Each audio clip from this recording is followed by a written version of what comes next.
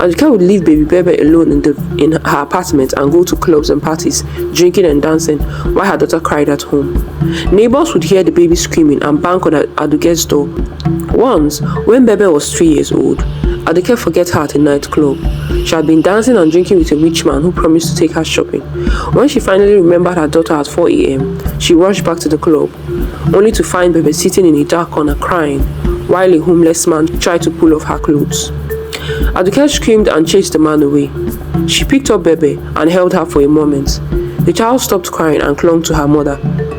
But just then, the rich man called Aduke's phone and she put Bebe down to answer it. That was the kind of mother Aduke was.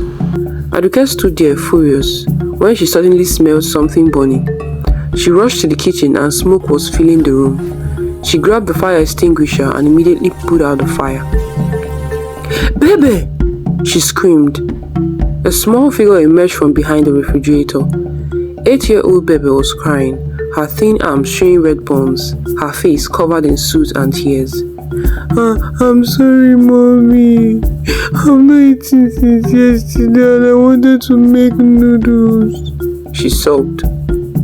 "Haven't I warned you to keep your messy hands out of my kitchen?" Aduke shouted. "This is the 100th time you'll be ruining my kitchen."